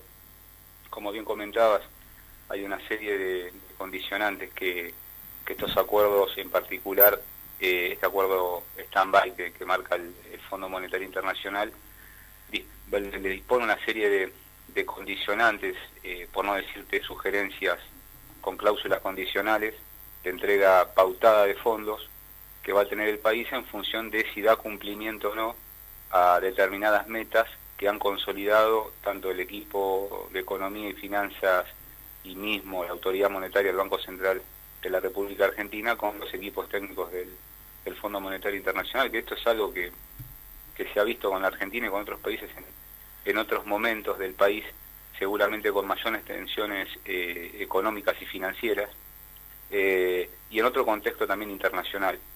Claramente la Argentina, entiendo yo que lo que está buscando con este fondeo es garantizar cierto grado de estabilidad en los mercados fundamentalmente financieros y de inversiones a corto y mediano plazo. El largo plazo es visto por inversores que no necesitan únicamente del soporte del Fondo Monetario Internacional, lo que necesitan son transformaciones o reformas estructurales de mediano y largo plazo en el país. El tema que tengan con el Fondo Monetario es un dato más, pero no es el dato relevante. Nadie va a invertir en la Argentina a 10, 20 o 30 años si no se hacen reformas estructurales de base a nivel de instituciones políticas, a nivel de instituciones educativas, tributarias, judiciales, de mercados económicos y financieros. Y cuando hablo de mercados económicos y financieros me refiero a el comportamiento que tienen en los mercados de coyuntura en la Argentina, los de alta especulación, sino me refiero a los mercados de capitales, aquel que decide invertir y poner a cotizar su empresa en un mercado. Hoy las pymes, algunas pymes lo están pudiendo lograr con todos los vientos en contra inclusive que están teniendo, o bien aquellos inversores que si bien no participan de forma activa a través de la concreción de una empresa, en el caso particular de la Argentina, lo hacen directamente a través de la inversión en acciones, por ejemplo, y es una manera indirecta de apoyar el capital emprendedor. Quien hoy decide invertir en una pyme que cotiza en bolsa o en una mediana o gran empresa argentina de capitales argentinos, lo que está haciendo de alguna manera es coparticipar su capital en ese emprendimiento. Y la verdad es que lo que se miran son otras cuestiones, justamente como las que se estaba mencionando. Yendo, digamos, al llano y a lo coyuntural, claramente hay distintas versiones. Acá hay que ver qué se exterioriza en materia de información acordada con el FMI ante la Cámara Baja o Alta del Congreso de la Nación Argentina, si es que se exterioriza esa información, o bien si se lo hace a través de un dossier o si se ponen los papeles, digamos, completos en la página del Ministerio de Economía. Esto lo veremos, todavía no está exteriorizado en términos técnicos. Lo que hay son declaraciones, algunas afirmaciones respecto de que obviamente el plan acusa la necesidad condicional de que la entrega de fondos se va a pautar si se logran cumplir las metas de reducción de inflación marcadas y acordadas por el Banco Central de la República Argentina, y esta vez se exige coordinación con el área de finanzas y de Hacienda, coordinación que en el pasado lamentablemente no se dio, y esto fue reconocido por el propio presidente de la Nación Argentina. Bueno, lo que se pide es eso, que las pautas de inflación estén coordinadas con la reducción del déficit fiscal y que esa reducción del déficit fiscal esté coordinado con las cuestiones básicas de las reformas en materia laboral que se están impulsando, en materia tributaria, que son muchas todavía las que quedan pendientes de realizarse, las reformas en el mercado previsional, porque esto hay que decirlo, es decir, son reformas que se vienen planteando desde hace tiempo.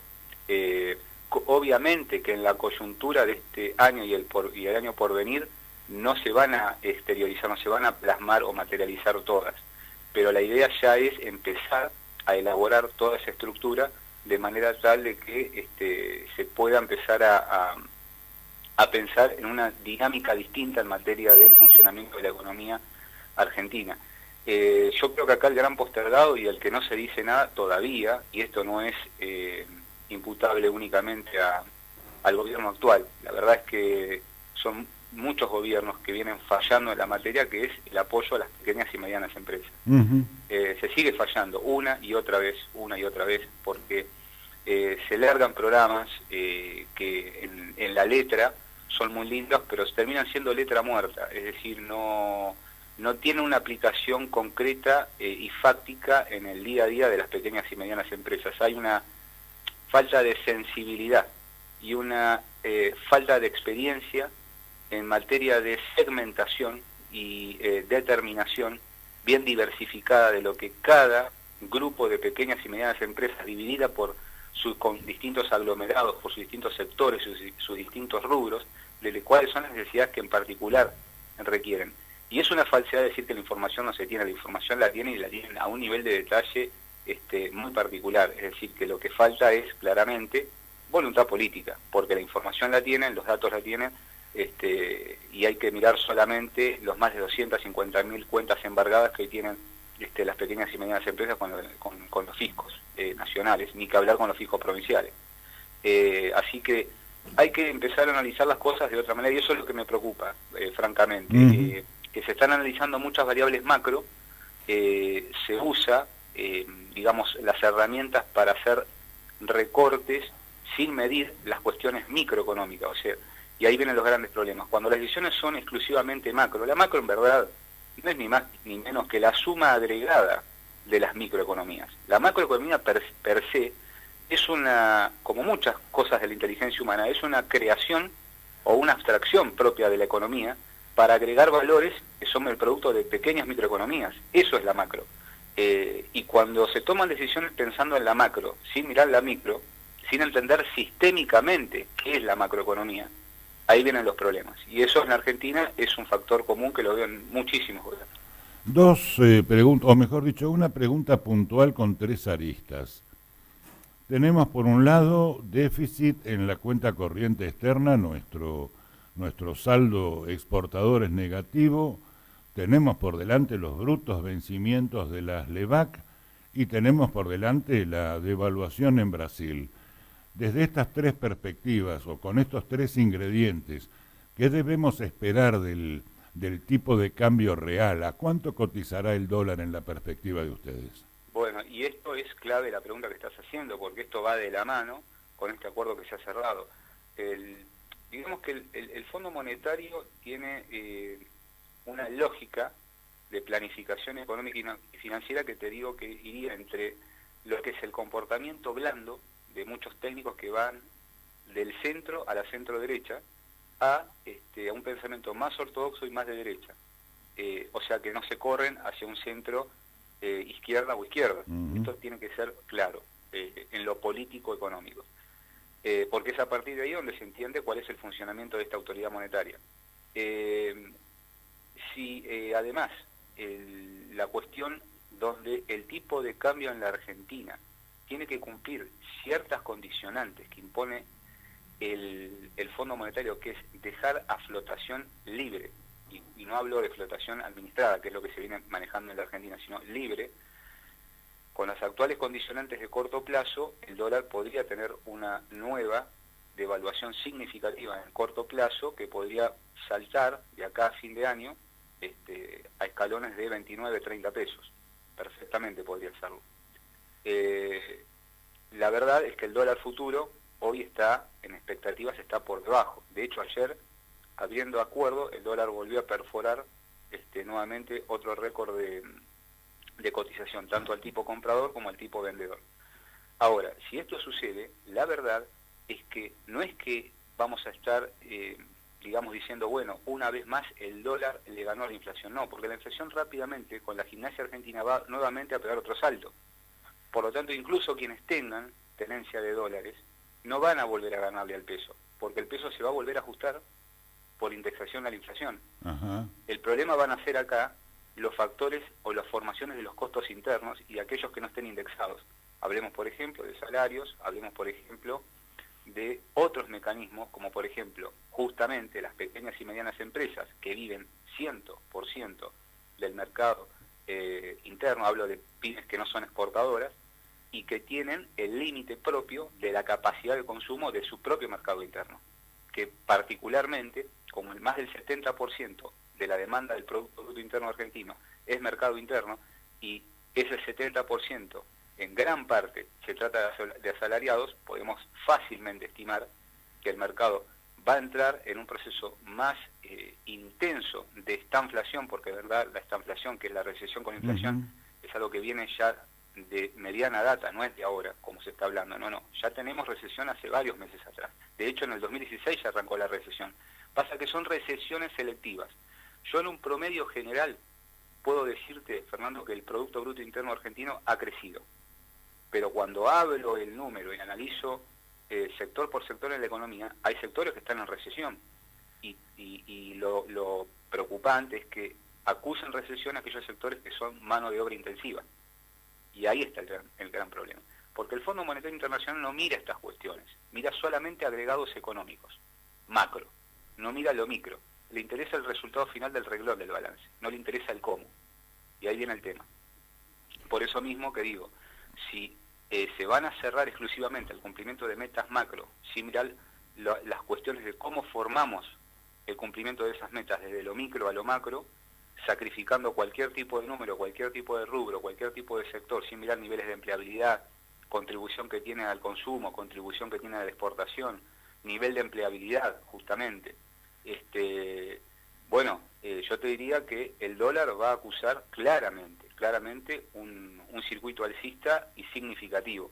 Bien. Pero que vuelvo a repetir, salvo para aquellos que tengan verdaderamente la capacidad de ahorro en dólares y fugarlos fuera del sistema bancario. Cuando digo fugarlo, no digo sacarlo del país, sacarlo del sistema. Pueden tener, obviamente, una competencia, un resultado ganador.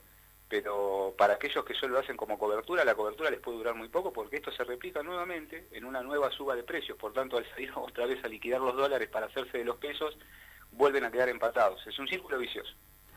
Conclusión, nuevamente, disculpas por ser tan reiterativo con Aldo Ferrer, con Roberto Labaña, el proceso de crecimiento está basado en el consumo interno, es en que el argentino tenga la suficiente cantidad de dinero en el bolsillo como para mover la economía nacional, el consumo nacional. Completamente, pero aparte esto no es un elemento característico o un rasgo definitorio de la economía argentina, lo es de los Estados Unidos de América, claro. lo es de China, lo es de Alemania, es decir, estos países verdaderamente se toman muy en serio el comportamiento de su mercado interno. Y estamos hablando de países como China o Alemania que son grandes exportadores, pero ellos primero y principal definen políticas macro en función de la calidad, estabilidad y permanencia de un estatus de vida, para que se entienda en términos globales, de buena calidad de vida a la que se pretende que tenga su población. Y eso va fundamentalmente de la mano de garantizar que las cuestiones macro y micro hacia el mercado interno estén aseguradas.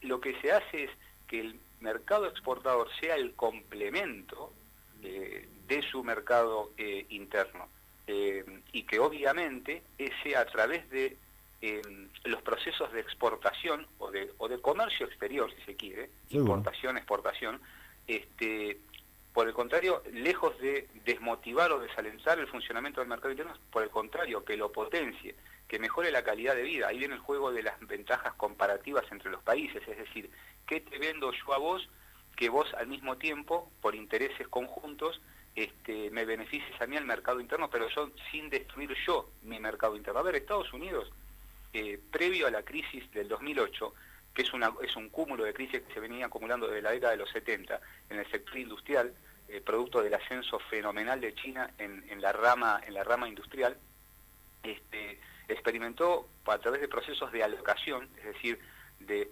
exportación de todas sus industrias o extracción de todas sus industrias metalmecánicas, fundamentalmente el sector automotriz, hacia otros países del mundo, donde se decidía fabricar y luego se importaba todo directamente de Estados Unidos. Es de ahí el gran déficit, digamos, comercial de Estados Unidos y la gran acumulación de deuda externa y deuda pública en particular también.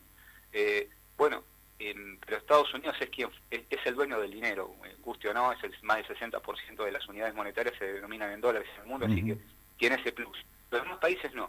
Por eso digo, si estos países que son justamente potencia cuidan de una manera brutal, porque es así, uno cuando mira el esquema de subsidios que tienen estos países, cómo protegen sus industrias nacionales y demás, hacen lo que hacen, verdaderamente Argentina, con la volatilidad que tiene en su propia moneda, del nivel de dependencia que tiene con las monedas duras, esa cultura por castigar todo frente a cualquier variación por la vía del precio sin ser eficiente en términos de costos. Bueno, claramente la Argentina no tiene que tomar ese camino, tiene que tomar el camino de fortalecer el mercado interno y a partir de ahí, aseguradas las condiciones del mercado interno para la cual se pretende desarrollar a la Argentina, bueno, los excedentes son los que tienen que ir a hacer comercio exterior.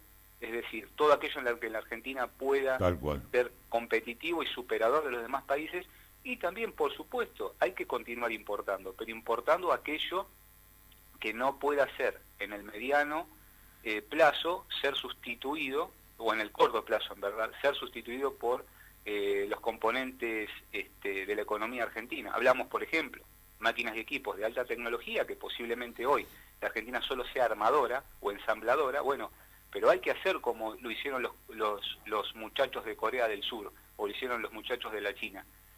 Bueno, empecemos o como lo hizo Japón, luego de la Segunda Guerra Mundial, que hacía simplemente, decía, importemos esto, desarmemos, veamos cómo es que se hacen las cosas, capacitemos nuestros recursos humanos afuera para que puedan absorber ese capital intelectual, pero no vamos a copiar, vamos a mejorar lo que ellos hacen. Ahí estaba la clave. Entonces, un microprocesador que viene hoy de China, bueno, hagamos una cosa, hoy tal vez ensamblaremos, pero vamos a incrementar nuestro capital intelectual para que ese microprocesador mejorado sea argentino. Esa es la forma en la que ellos piensan y por eso son lo que son, por eso están dentro de las 10 economías más importantes del mundo. Me alegro mucho de la coincidencia, doctor Vega, nos tranquiliza un poco. Le dejamos un fuerte abrazo, nos reencontramos la próxima semana. Un placer, Fernando. El doctor Hugo Vega, un valor agregado en nuestra mesa de redacción. Y para cerrar la página económica, vamos rápidamente a las cotizaciones y los commodities. Primero las monedas extranjeras. El dólar cerró esta semana a 25 pesos con 95 centavos para la venta. El euro 31 pesos con 12 centavos. El real 7 pesos con 13 centavos. Y el peso uruguayo a 89 centavos. Los commodities. La soja, las cotizaciones en Chicago, $356 con 15 centavos la tonelada, una ligera caída de medio punto. El maíz, en cambio, medio punto arriba, cerró a $148 con 72 centavos la tonelada, una caída importante en la cotización del trigo, 1,28% abajo, cerró a $191 con 7 centavos la tonelada. El petróleo en Estados Unidos, el barril de 50 litros, $65 con 74 centavos el barril. Y por último, la onza de oro de la mejor calidad, $1.298 con 70 centavos. Y de esta manera completamos la página económica.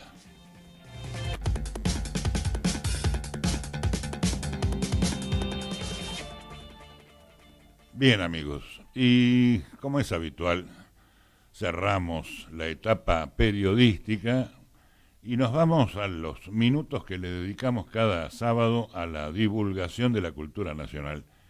Hoy ni más ni menos que Jorge Luis Borges, no esperen más que un recordatorio, porque la carrera de Borges requeriría no de un programa, de varios programas.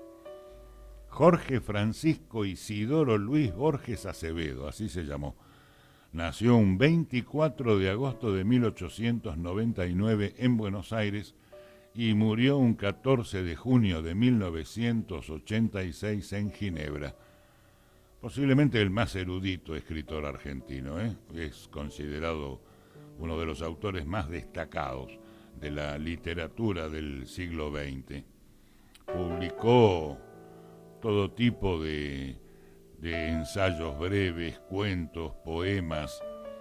Su obra fundamental en la literatura y en el pensamiento universal, además de haber sido objeto de minuciosos análisis y múltiples interpretaciones, podría caracterizarse por excluir todo tipo de dogmatismo.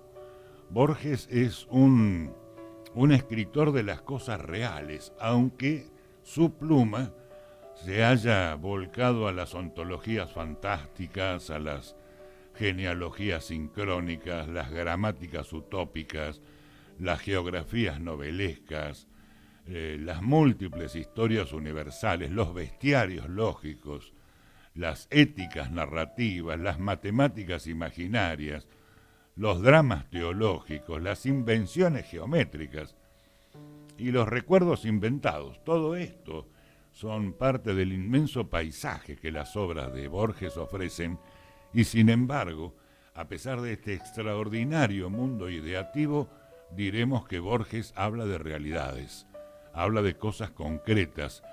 Es más, su escritura es una escritura sincrética, apretada, utilizando la menor cantidad de vocablos para la mayor cantidad de contenidos, que es la parte fantástica de su literatura, ¿verdad? Porque siendo un literato puro, paradójicamente preferido por los semióticos, entre los cuales me cuento, Borges ofrece, a través de la perfección de su lenguaje, una obra que hace honor a la lengua española y al pensamiento universal. Lo que queremos es recoger algunos poemas con su propia voz, y comenzaremos por Límites, un poema sobre la muerte que Borges escribió para el periódico La Nación. Fue publicado el 30 de marzo de 1958.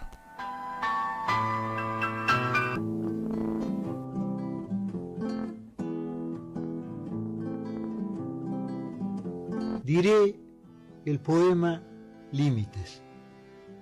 En mi opinión, pero no hay razón alguna para que la opinión del poeta valga más que la de los lectores, este poema es el mejor, o mejor dicho, el menos malo de los míos. Su virtud consiste en expresar algo verdadero y algo que, si no me engaño, no ha sido expresado todavía por la poesía. Límites. De estas calles que ahondan el poniente, una habrá, no sé cuál, que he recorrido ya por última vez, indiferente y sin adivinarlo, sometido a quien prefijo omnipotentes normas y una secreta y rígida medida, a las sombras, los sueños y las formas que destejen y tejen esta vida. Si para todo hay término y hay tasa, y última vez, y nunca más, y olvido, ¿quién nos dirá de quién en esta casa, sin saberlo, nos hemos despedido? Tras el cristal ya gris la noche cesa, y del alto de libros que una trunca sombra dilata por la vaga mesa, alguno habrá que no leeremos nunca. Hay en el sur más de un portón gastado, con sus jarrones de mampostería y tunas, que a mi paso está vedado, como si fuera una litografía.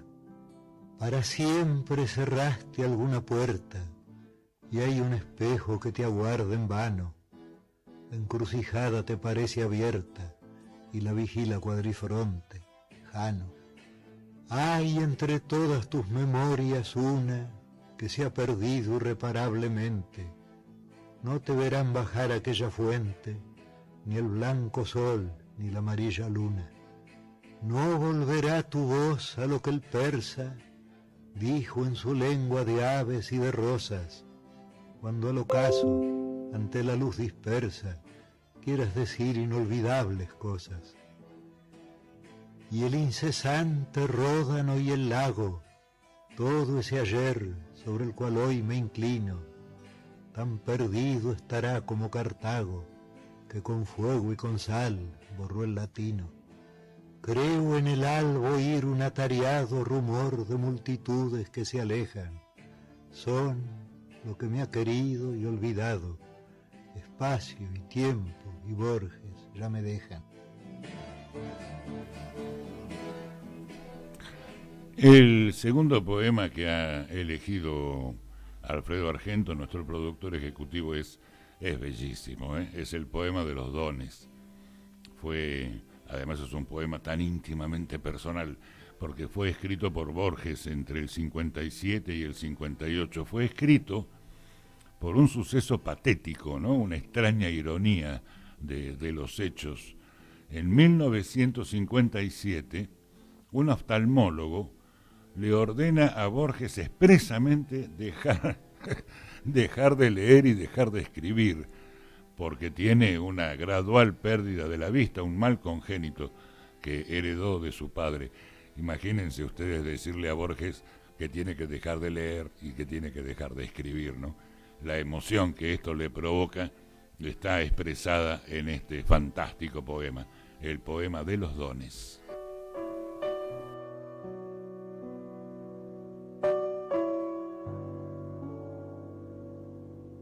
El año 1955, el gobierno de la Revolución Libertadora me hizo director de la Biblioteca Nacional. Yo acababa de perder la vista. Inevitablemente recordé que el más ilustre de mis antecesores, Grusac, había sido ciego y director de la biblioteca, como yo. Pensé que nuestro destino era el mismo. Paul Grusac, más valeroso que yo, no señaló la contradicción entre la cercanía de 800.000 volúmenes y la ceguera. Yo escribí el poema y pensé, como señalo al fin, que sin duda ese poema, aunque escrito por mí, fue sentido también por Grusac. Poema de los dones. Nadie rebaje a lágrimo reproche esta declaración de la maestría de Dios, que con magnífica ironía me dio a la vez los libros y la noche. De esta ciudad de libros hizo dueños a unos ojos sin luz que solo pueden leer en las bibliotecas de los sueños los insensatos párrafos que ceden las albas a su afán. En vano el día les prodiga sus libros infinitos, arduos como los arduos manuscritos que perecieron en Alejandría. De hambre y de sed narra una historia griega, muere un rey entre fuentes y jardines. Yo fatigo sin rumbo los confines de esta alta y honda biblioteca ciega. Enciclopedias, atlas, el oriente y el occidente, siglos, dinastías, símbolos, cosmos y cosmogonías brindan los muros, pero inútilmente. Lento en mi sombra la penumbra hueca exploro, con el báculo indeciso, yo que me figuraba el paraíso bajo la especie de una biblioteca. Algo que ciertamente no se nombra, con la palabra azar rige estas cosas. Otro ya recibió en otras borrosas tardes los muchos libros y la sombra. Al errar por las lentas galerías, suelo sentir con vago horror sagrado que soy el otro, el muerto, que habrá dado los mismos pasos en los mismos días. ¿Cuál de los dos escribe este poema de un yo plural y de una sola sombra? ¿Qué importa la palabra que me nombra, si es indiviso y uno el anatema? Grusac o Borges, miro este querido mundo que se deforma y que se apaga en una pálida ceniza vaga que se parece al sueño y al olvido. ¿Qué importa la palabra que me nombra? Dice Borges, ¿no? Y ahora vamos a otro, bueno, este ya es casi un cuento, fue escrito en 1960, ya marcada su experiencia por la ceguera y por la fama. Cuenta ya textos depurados, breves, debido a su condición física, ¿no? En este cuento que sigue, Borges relata la descripción física y metafórica del ajedrez, uno de los juegos de mesa más antiguos, y por supuesto lo relaciona con el juego de la vida, ¿no? La temática principal está presente en este relato es la fatalidad de la guerra, un símbolo de opresión hacia la libertad y tal vez una contribución hacia la idea de un destino predeterminado, que era una idea que Borges manejaba permanentemente. Cuando hablo de destino predeterminado, el destino no solamente del jugador, sino también de los trebejos, ¿no? Bueno, Ajedrez, escrito en 1960.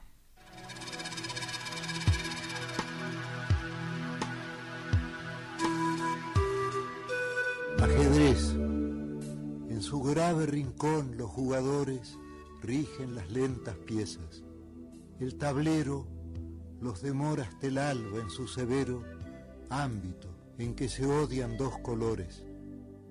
Adentro irradian mágicos rigores las formas, torre homérica, ligero, caballo, armada reina, rey postrero, oblicuo alfil y peones agresores.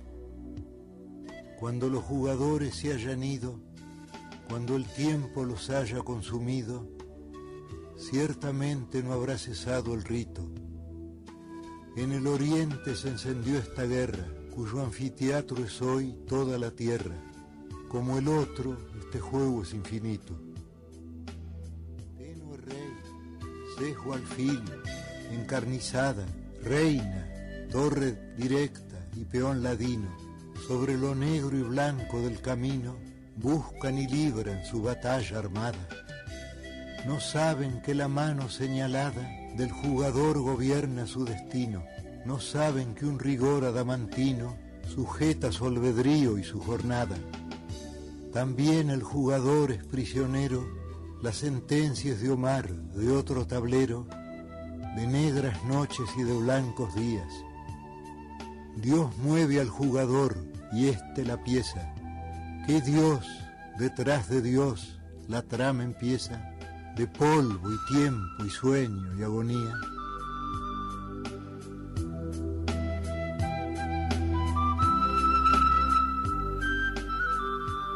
Bien, amigos, hemos llegado al final de nuestro episodio semanal.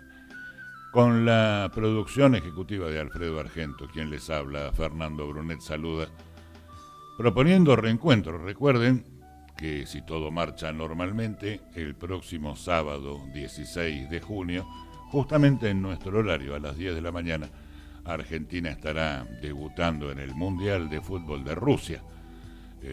Por lo mismo, cederemos posiciones, por supuesto, a los relatos deportivos, así que nuestra propuesta es el reencuentro el domingo 17 a las 10 de la mañana.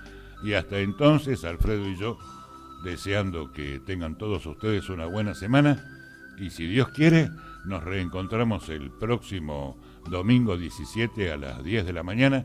Usted nos reconocerá por nuestro habitual saludo. Buenos días, Buenos Aires.